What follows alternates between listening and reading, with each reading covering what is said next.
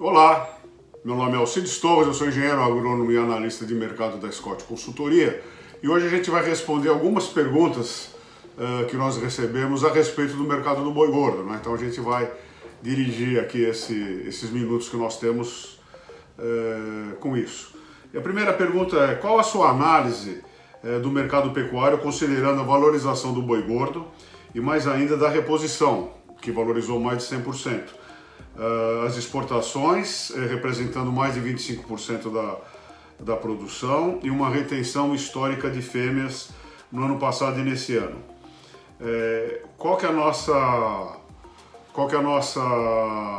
análise com relação à relação de troca, que passou de 3,5 na década de 90 para as atuais duas cabeças, né?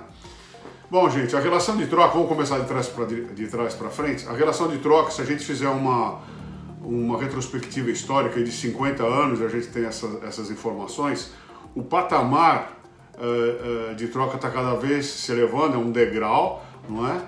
E a década de 90 já ficou lá para trás, né, gente? Então, a gente precisa viver um momento presente. Então, a tendência é que a relação de troca tende a piorar, tá? Então essa é uma tendência histórica e a relação de troca tende a ficar cada vez mais difícil, tá? Isso exige que a gente tenha terminação de bovinos mais pesados, com melhor rendimento de carcaça, e isso só é possível através da adoção maciça de tecnologia. Com relação à exportação, que hoje ela está em torno aí de 25%, 30% da produção de carne brasileira, ela advém de um momento diferente, né, de um momento particular, onde a China é o grande comprador, quando houve uma retração do consumo interno em função da crise econômica provocada aí pela pandemia, entre outros fatores, não é? E normalmente essa exportação respondia por 15% da produção nacional, em que pese que a gente teve uma retração na produção, uma retração de consumo, e a exportação, ao contrário, ela se expandiu, apesar da pandemia, né? É claro que quando a gente fala de exportação nesse ano e no ano passado, a gente está se referindo ao mercado chinês, né? E a expectativa é que esse ano a gente, apesar da exportação ter perdido desempenho ao longo de maio, a gente ainda deve bater recorde esse ano. Então a exportação é isso mesmo, 70% a 75% no mercado interno, 25%, um quarto da produção brasileira destinado ao mercado externo.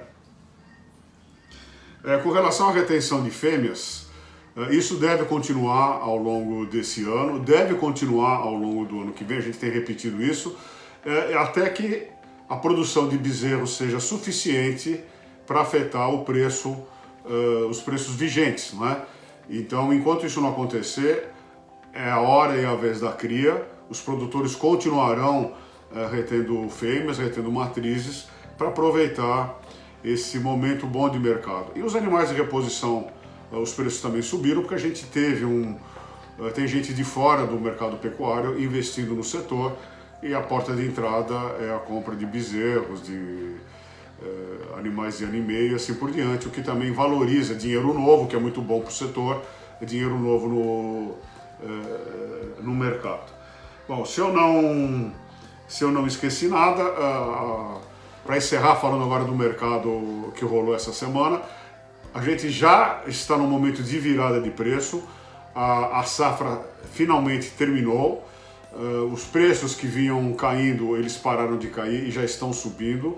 E a gente já tem negócios, por exemplo, para boi China em torno de 315, 317 até 320 reais arroba, mercado interno rolando em torno de 309, 311 reais. Então o mercado parou de cair, estabilizou e agora a gente começou a reação, que era a previsão mesmo do mercado. Isso deveria acontecer no final de maio e se estabelecer ao longo de junho e julho. É isso aí, meu nome é Alcides Torres, eu sou engenheiro agrônomo e analista de mercado da Scott Consultoria.